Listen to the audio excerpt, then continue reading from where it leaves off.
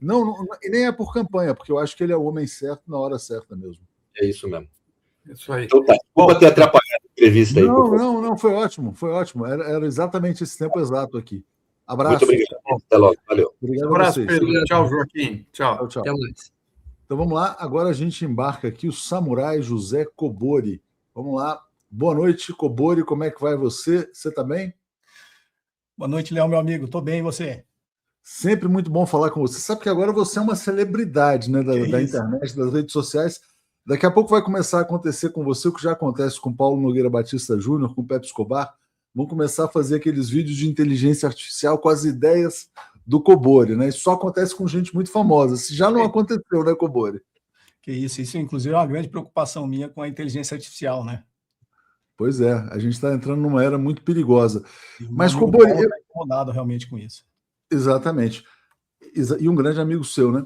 Mas vamos falar sobre o tema da Venezuela. Você fez uma análise geopolítica muito importante, né? Quer dizer, a partir do que aconteceu no sábado. Seu vídeo teve um impacto gigantesco, né? Os fatos ainda estão em desenvolvimento, mas há quase que um consenso, né, Kobori, de que o mundo não é mais o mesmo depois daquele sequestro do Nicolás Maduro, né? E eu começo primeiro te perguntando, quer dizer, como é que você interpretou o fato em si e para onde vamos a partir de agora? Léo, na realidade, assim, no meu vídeo eu fiz até questão que hoje, nesse mundo da internet, das redes, né, o primeiro argumento é sempre o argumento que os Estados Unidos gostaria que todo mundo comprasse, né, que é a propaganda que ele sempre faz. Então, o meu vídeo foi, no início, desconstruindo esse negócio, que é só um discurso de tráfico de drogas, né, de combate a direitos humanos, democracia, terrorismo, isso é tudo balela, né? Que se você for aliado aos Estados Unidos, tudo isso aí se torna irrelevante. Eles próprios já negaram, né? Não, esse cartel nem existe mais, mas tudo bem.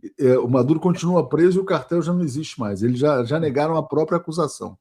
E talvez o lado bom do Donald Trump, que ele fala isso às claras, né? Tanto que o discurso dele para falar sobre a operação, ele já ali admitiu que o interesse é no petróleo mesmo, né? Eles querem administrar e colocar as empresas americanas lá. Então, mas era um passo previsto, né? Na realidade, isso aí está sendo construído desde que o Donald Trump assumiu, né? Então, era um passo previsto que ele iria fazer isso com a Venezuela. Esse é o primeiro teste, né, dessa nova doutrina que ele chamou de Monroe, né? Que é a mistura de Donald Trump com doutrina Monroe. Mas quando ele fala de colorário Trump, ele está se referindo ao colorário Roosevelt, né, que é a política do grande porrete, né, do Big Stick. E ele simplesmente implementou isso.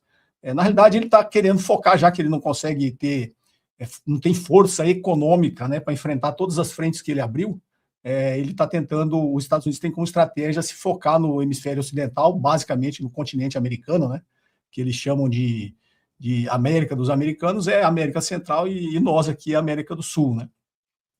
Só que os passos seguintes dele que é preocupante, né, Léo?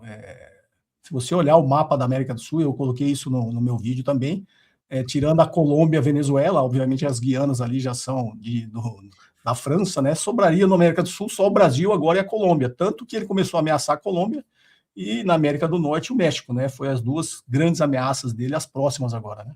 E eu tenho um breaking news também, Kobori, antes, acabou de chegar, você estava entrando aqui, acabou de sair uma notícia na BBC de que o Trump está ameaçando usar poderio militar para conquistar a Groenlândia, né? Então ele pode atacar a Dinamarca, que é um país da OTAN.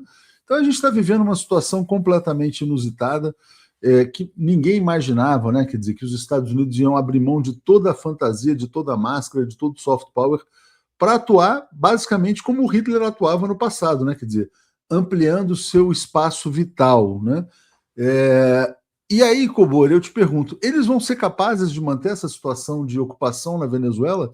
Quer dizer, porque, por exemplo, eles não têm lá forças americanas, eles sequestraram o presidente e agora eles estão confiando na tese de que o governo venezuelano vai fazer o que eles vão mandar. Ou seja, eles querem governar a Venezuela a partir de prepostos. Você acha que isso pode funcionar?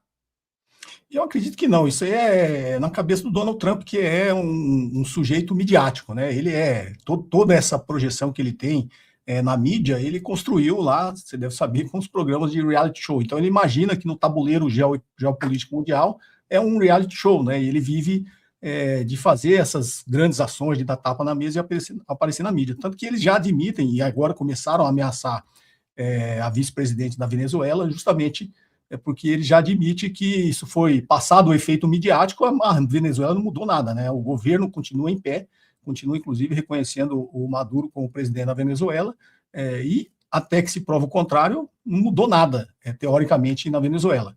Então, a menos que venha uma convulsão civil e eles resolvam fazer um novo ataque militar, que eles vão tentar avançar nisso, né? Mas logo depois do ataque da Venezuela, ele ameaçou a Colômbia e o México, né? Que era muito provável. E como você comentou da Groenlândia, lá no início do mandato dele, né? Que ele já tinha dito, ameaçado que, pelo menos por meios amigáveis, ele iria comprar a Groenlândia, né? Se a Groenlândia quisesse ser um estado americano, e o Canadá seria o 51º estado americano. Então, quando a gente olha no mapa mundi, a menos que a pessoa seja um terraplanista, né? Eu já comentei isso em um vídeo lá na posse dele. Se você pegar o mapa mundi, o globo terrestre, e colocar o Polo Norte na sua frente, você vai ver que de um lado todo é a Rússia, lá no Ártico, e do outro lado é o Alasca, o Canadá e a Groenlândia, né? Então, não à toa ele diz que o Canadá vai se tornar um estado americano e ele vai tomar a Groenlândia, porque ele vai estar exatamente os Estados Unidos todo de um lado e a Rússia do outro. Na verdade, o que ele quer dominar é a rota pelo Ártico, né? A rota que é extremamente necessária na nova Rota da Seda.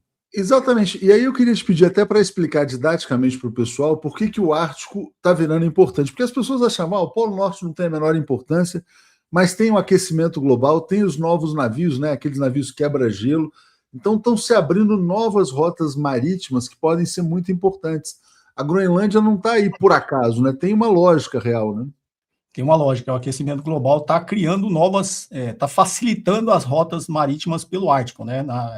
Esse período de degelo está se ampliando, né? Cada vez mais está se tornando mais navegável, mas quem domina toda a tecnologia de navio quebra-gelo na Rota do Ártico é a Rússia, né? Tem um grande problema naquilo que os Estados Unidos e o Donald Trump quer, né? Na verdade, como eu já disse, o grande fonte de poder dos Estados Unidos é a hegemonia do dólar. Né? Ele continuar podendo se endividar, ele já está numa dívida praticamente impagável. Como o dólar está perdendo força no mundo, ele está perdendo também a sua capacidade de emitir dívida, né? De continuar se financiando.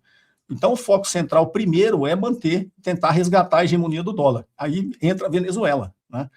Quando a Venezuela começou a sofrer os embargos econômicos dos Estados Unidos lá a partir de 2014, a saída econômica para a Venezuela foi fazer negócio de petróleo com a Rússia e com a China. Então, todo o petróleo que a Venezuela vende para a China é vendido em yuan, né? E isso abala a hegemonia do dólar.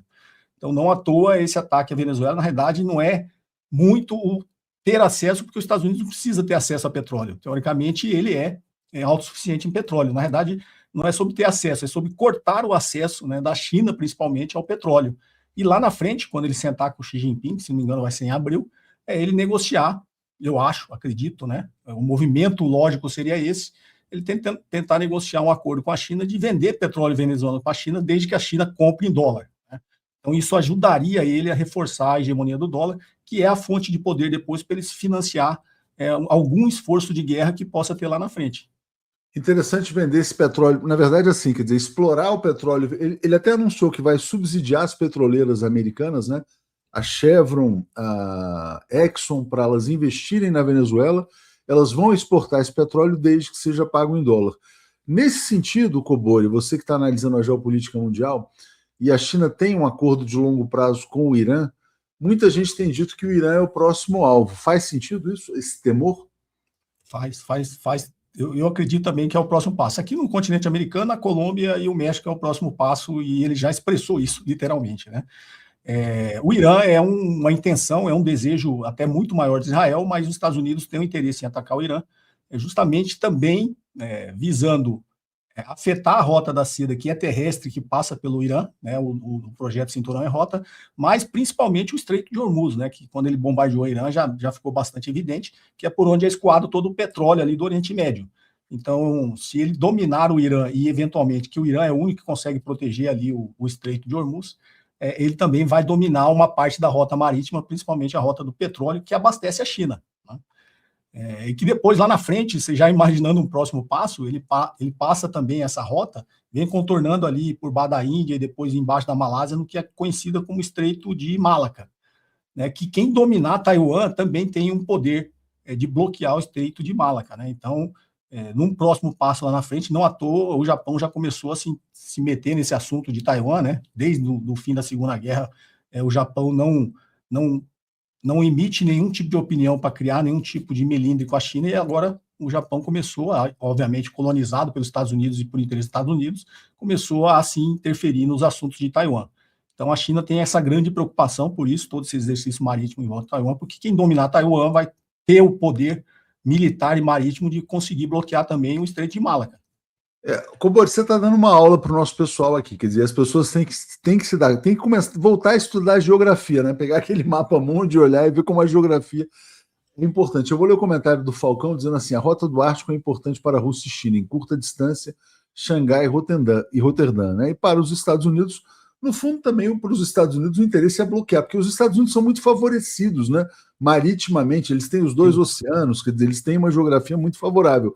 Mas eu queria te perguntar sobre Brasil e América Latina, porque se você para pensar o seguinte, a economia se deslocou para a Ásia. A Ásia é o grande parceiro do Brasil, a China, sobretudo, né, e da América do Sul. Mas a nossa geografia, nós fazemos parte do, entre aspas, hemisfério ocidental. Como é que a gente se equilibra nessa balança, né? Quer dizer, fazendo negócios com a China e sendo dominado pelo Império do Norte ali? Na verdade, assim, a evolução da geopolítica mundial no pós-Segunda Guerra Mundial teve vários erros estratégicos, né? Eu falo, às vezes as pessoas acham que é um exagero, é onde que os Estados Unidos se mete em enfiar guerra e está agora explicitamente, né, falando onde é que ele quer dominar. É justamente os blocos continentais de países, de potências que não têm armamento nuclear, né? Então, ele, inclusive, agora começou a falar da África, do continente africano, que não tem. O Oriente Médio, quem tem armamento nuclear é Israel, né, que é o maior porta-aviões dos Estados Unidos. Então, por isso, eles dominam aquela região economicamente e militarmente. E daí também o interesse em tentar barrar a evolução do programa nuclear do Irã, né, que seria uma potência que teria lá. Então, os Estados Unidos consegue exercer projetar o seu poder justamente no Oriente Médio e aqui na América do Sul, que é um continente em que nenhuma nação, e a grande potência desse continente somos nós, o Brasil, tem armamento nuclear. Então, ele não ataca, você vê que ele não tem capacidade de bater na mesa e fazer o que ele faz com os continentes onde tem potências nucleares, né? Já visto a própria Ásia com a China, e a Eurásia, né? Uma parte da Rússia está na Europa, com a Rússia. Então, ele está tentando focar, até porque não tem capacidade econômica para fazer frente a todo mundo, ele está focando agora nessa nova doutrina aí de tornar o continente americano, o hemisfério ocidental, sob o seu poder, subjugando todas as nações, né? Então, teoricamente, ele vai atacar essas nações, se fosse realmente atacar, né? Está atacando a Colômbia, o México, e aí vai sobrar, para quem já jogou e brincou de War, vai sobrar a grande potência no continente, nós aqui, o Brasil. Então, o Brasil vai inevitavelmente ser atacado lá na frente se esse negócio evoluir nesse sentido. Né? Não, exatamente. E, Cobori, só uma curiosidade, né? Eu fiz, na última viagem que eu fiz à China no passado, eu tive com um cara top lá, analista e geopolítico, ele falou, olha, o que os Estados Unidos vão fazer? Eles vão fazer um movimento de recuo em direção às Américas, vão ganhar força no hemisfério ocidental para depois retomar a guerra contra a Rússia e China. Não tem essa de que eles estão dividindo o mundo com a Rússia e com a China, como algumas pessoas dizem. Não, veja bem, agora eles são bonzinhos, é um terço da Rússia, um terço da China. Eles se veem como país hegemônico, né? Pelo menos foi isso que foi dito por um chinês lá, bastante importante. Quando você fala em ataque ao Brasil, você está se referindo a uma ação do tipo, como aconteceu com a Venezuela, ou uma desestabilização no processo eleitoral no ano que vem?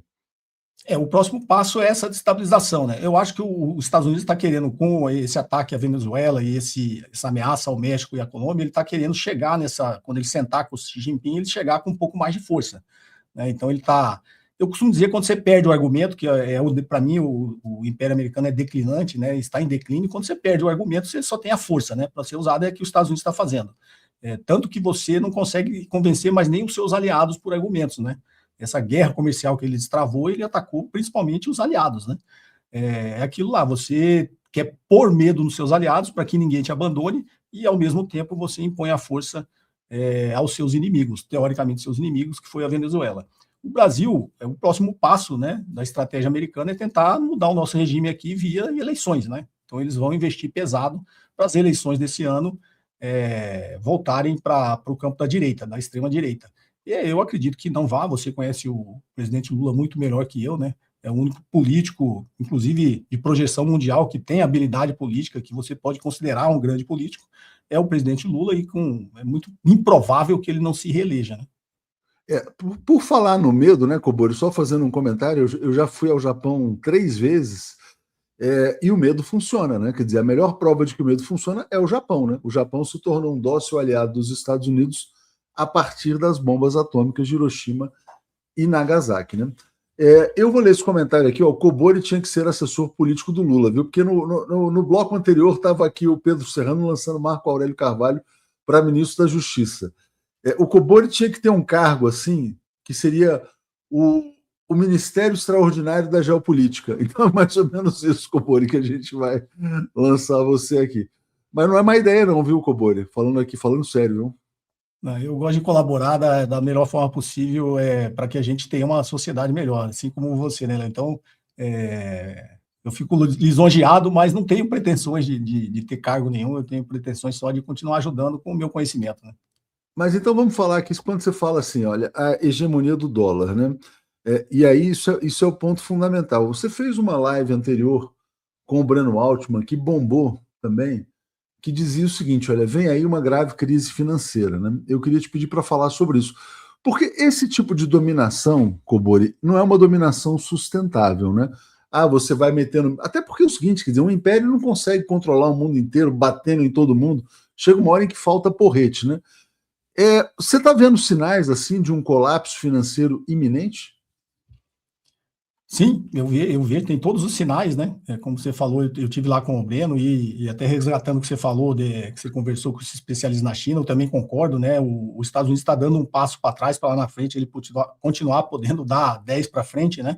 Então ele está recuando justamente porque ele não tem mais como financiar uma expansão militar, né? Ele já chegou no limite, então ele está recuando um passo para trás para ele continuar, pelo menos, mantendo esse poderio militar e utilizando, já que ele tem o poderio militar, e utilizar.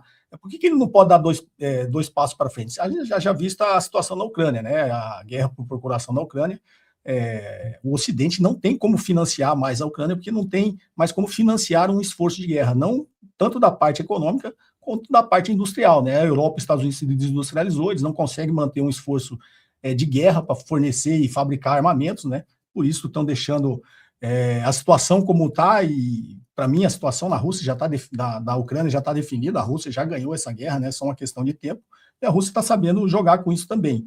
Então, os Estados Unidos está dando esse passo para trás para dominar o continente americano, para ele, que é um passo que era muito provável e que, inclusive, ajuda ele a reforçar a hegemonia do dólar. Se ele conseguir restabelecer a hegemonia do dólar, ele consegue depois dar 2 passos para frente. Só que para ele restabelecer, o grande problema que você falou, e eu vejo os sinais de crise, é que os Estados Unidos se tornou uma potência econômica com base em especulação financeira, né?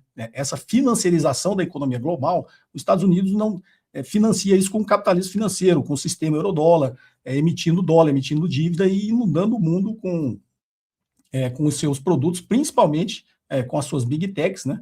E com seus produtos financeiros. É assim que os Estados Unidos têm mantido a sua hegemonia econômica, né? Só que a China se comprovou que você trabalhar com a economia real é muito mais sustentável a longo prazo, e você consegue, inclusive, financiar e manter um esforço de guerra lá na frente, se for necessário, né? Isso aí, o Deng Xiaoping pensou isso aí lá atrás, em 1979, né? Quando ele lançou os primeiros grandes planos quinquenais. Se você olhar, isso está no livro, inclusive, do Paul Kennedy, né? A Ascensão e Queda das Grandes Potências.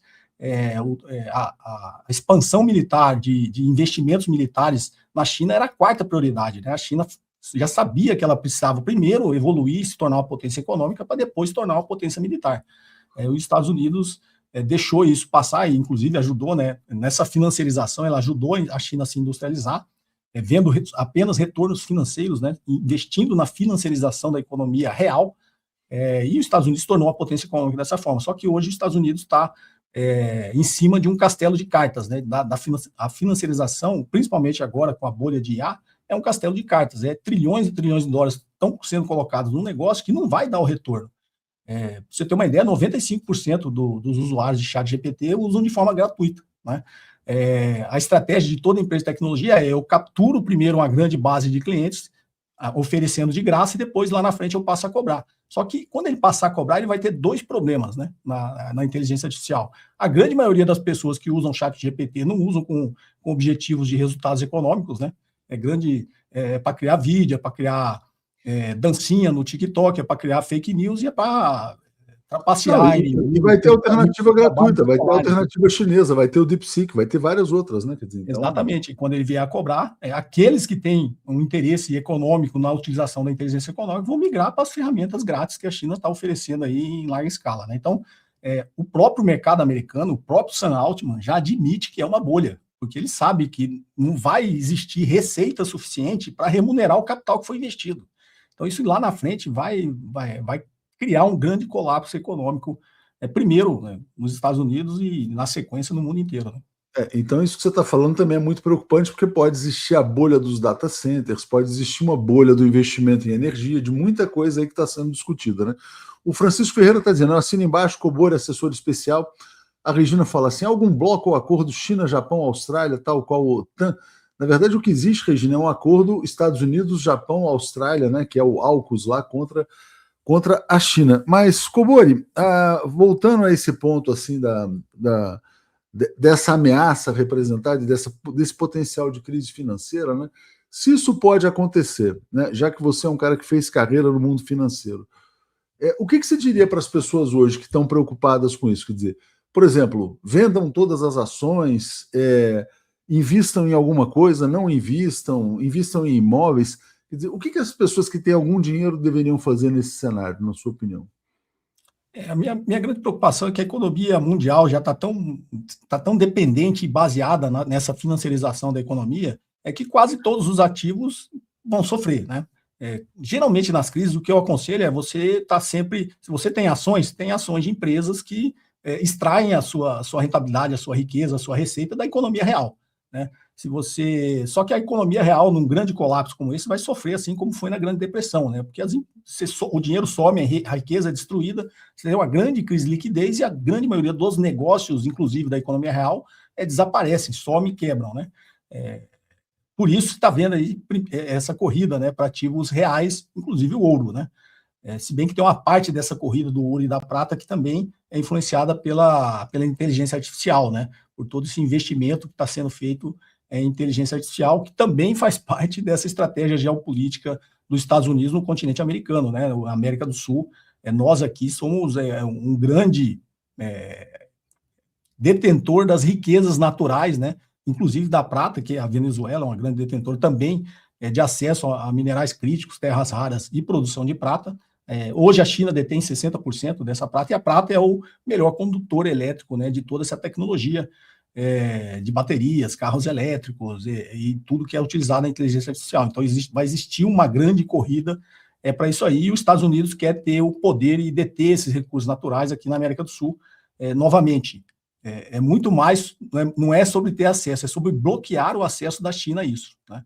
Como a China já é o maior parceiro comercial da América do Sul, o que os Estados Unidos quer é bloquear o acesso da China a esses recursos naturais, e é isso que ele está se desenhando com todo esse ataque que ele está fazendo, né? Primeiro com a Venezuela, tentando bloquear o acesso da China ao petróleo, né? E se a China tiver acesso, vai ter que comprar em dólar, e depois lá na frente, que eles chamam ali o Triângulo do Lítio, né? Que aqui Argentina, Bolívia, e, se não me engano, o Paraguai, né, que tem grandes reservas de lítio, que, inclusive o Elon Musk, né, se a gente resgatar lá atrás, ele falou, quando teve o golpe lá na Bolívia, que eles dariam golpe se fosse necessário, justamente para ter acesso ao lítio, né, que existe na Bolívia. Então, isso tudo está ficando muito às claras, né, a estratégia que está se desenhando aí na geopolítica mundial. Exatamente, um grande jogo de war, né? O Clides está dizendo, mais que o petróleo, são também os petrodólares. O Christian fala, nossa, Selic, Cobori. O soberano, o Brasil não é uma potência econômica com poder suficiente para ter uma indústria de defesa. O que nos falta para ter uma indústria de defesa militar? Nunca temos poder de dissuasão. Esse é um tema que tem surgido com frequência, Cobori. Você acha que foi um erro de um país como o Brasil abandonar, vamos dizer assim, o objetivo nuclear? Foi um erro crasso. Se não me engano, acho que o Márcio Porchmann, uns 10 anos atrás, fez uma palestra, ele também falou isso, né? o erro crasso o Brasil não ter parado o seu programa nuclear. O Brasil tem mentes e capacidade tecnológica para já ter a sua bomba nuclear, né? Mas nós abandonamos isso lá atrás justamente porque a gente abraçou o consenso de Washington, né? E uma das bandeiras lá de quem abraçou o neoliberalismo lá no início foi aderir também ao Tratado de Não Proliferação de Armas Nucleares, né? Mas quem é que impõe, né, essa vontade ao mundo de você não ter arma nuclear? Justamente quem já tem, né? Então, foi o que os Estados Unidos fez lá atrás, a China deu de braços para isso aí, desenvolveu a sua sozinha, a Coreia do Norte desenvolveu a sua sozinha, depois terminada a Segunda Guerra Mundial, Israel também desenvolveu a sua sozinha. Então, as potências que desenvolveram fizeram o correto, o Brasil não fez. Mas, quando ele fala de estratégia de investimento em defesa, indústria de defesa, nós tivemos a grande indústria de defesa militar aqui, que era a Engesa, né? Inclusive os tanques, considerados os tanques de ataques mais avançados que os tanques americanos, né? Eu inclusive já falei sobre isso também, né? A gente tinha aqui o Cascavel, o Osório e o Urutu. A gente tinha tecnologia militar nesses equipamentos de ponta, né? Melhores que os tanques desenvolvidos nos Estados Unidos. Só que com a grande abertura, né, desse consenso de Washington, né, do livre mercado, do livre fluxo de capitais, a gente matou a nossa indústria, inclusive a nossa indústria de defesa, né? Então o Brasil era para ter uma indústria de defesa avançada tecnologicamente, na fronteira tecnológica, e com capacidade industrial de produzir em larga escala, né? Mas nós simplesmente abandonamos isso. Como os Estados Unidos também tem uma outra grande arma, que são as big techs, as redes sociais, né? Porque as redes sociais, elas criam essa polarização, elas colocam todo mundo brigando contra todo mundo, direita, esquerda e tal, aquilo e aquilo. Você consegue ver no futuro o Brasil tendo uma coesão mínima social, inclusive envolvendo os setores militares, vamos dizer assim, os nacionalistas, a esquerda, os nacionalistas de direita, o setor militar, em torno de uma defesa da soberania nacional, ou vai ficar essa coisa de todo mundo brigando eternamente no Twitter, no Instagram? Quer dizer, como é que você vê o papel dessas redes sociais na divisão social aqui no Brasil?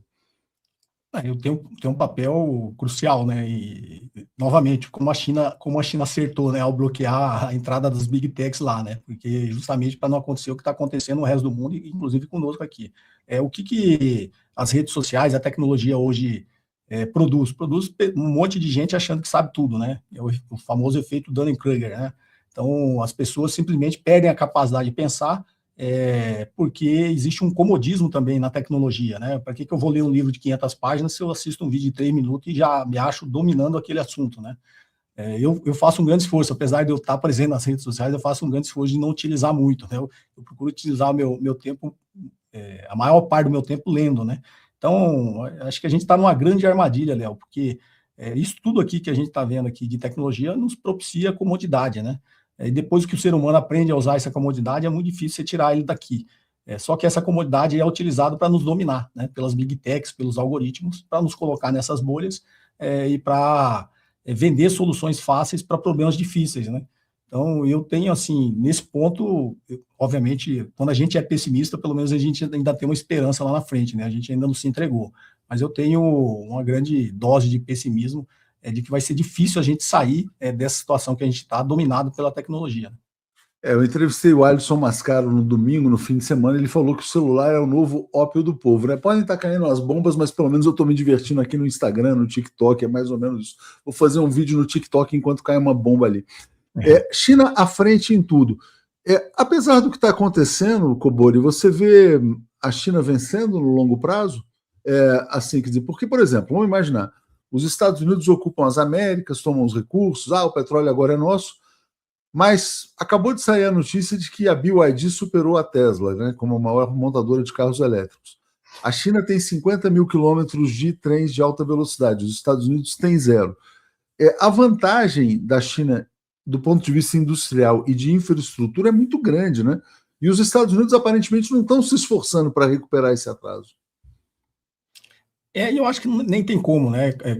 Como eu analisei lá na posse dele, os Estados Unidos, esse discurso da reindustrialização dos Estados Unidos é uma coisa inviável, é só retórica, né? Porque os Estados Unidos têm uma renda per capita de $85 mil, né?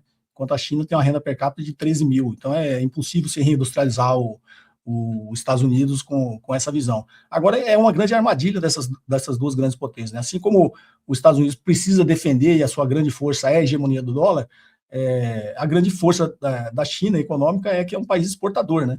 Só que como um país exportador, ela depende da moeda de reserva mundial, por isso ela não consegue desdolarizar totalmente a sua economia. Então ela não tem interesse de um confronto direto com os Estados Unidos. Eu acho que no limite lá, as duas potências vão acabar chegando em algum tipo de acordo, né? Principalmente porque a China sabe jogar no longo prazo, coisa que os Estados Unidos não sabem fazer. Eu acho que a China deve tentar fazer um acordo aí e ganhar pelo menos mais uns 5 anos aí de tranquilidade para continuar avançando no seu planejamento de longo prazo. Eu acho que inevitavelmente é isso que vai acontecer. E a China não tem interesse, as pessoas acham que não, né? O discurso fácil, acho que a China quer tomar o lugar dos Estados Unidos. A China não tem interesse em ser hegemônico, isso dá muito trabalho, isso custa dinheiro, né? Isso ela gosta muito de se colocar como número 2 e como sul global, né? Eles são mais espertos, né, Cobori? Sim, porque todos os impérios caíram justamente pela sanha expansionista, né, de ser uma potência hegemônica. Acho que a China não tem esse interesse, até porque não é inteligente ter esse interesse, né? E a China não tem interesse também que os Estados Unidos perca essa hegemonia rapidamente e saia do resto do mundo, principalmente na Ásia, né? Apesar de parecer contra um contrassenso, para a China é até interessante que o Japão seja uma colônia militar dos Estados Unidos e os Estados Unidos tenham essa ascensão da sua hegemonia na Ásia, porque se os Estados Unidos, imaginando num cenário hipotético, abandonasse isso, o Japão ia querer assumir esse papel de ser hegemônico. E aí a China acho que teria... Até para se defender, né? Exatamente. Como a Europa agora está discutindo se rearmar, né? E o Japão, inclusive, né, o Japão, inclusive, já tem esse discurso, né, de começar a reinvestir em produção de armamento militar. Então a China tem essa preocupação, porque eu acho que uma busca pela hegemonia na Ásia do Japão preocupa muito mais a China do que essa hegemonia que os Estados Unidos têm sobre aquela área. Então, exatamente. O jogo geopolítico ele é bem mais complexo do que a gente imagina. Ô Cobori, um prazer falar com você, meia hora aqui, muito produtiva. Vamos ver se a gente vai se falando aí de tempos em tempos. E sucesso aí para você no seu canal também. Valeu. Para você também, Léo. Um prazer estar com você. Um grande abraço. Grande abraço. Bom, Cobori-san é fera, né? Então agora a gente embarca aqui o painel. Está aqui a Sara, o Florestan, a Tereza e o Pedro Paiva. Boa noite a vocês. Boa noite, tá bombando, hein, gente? Tá um negócio assim,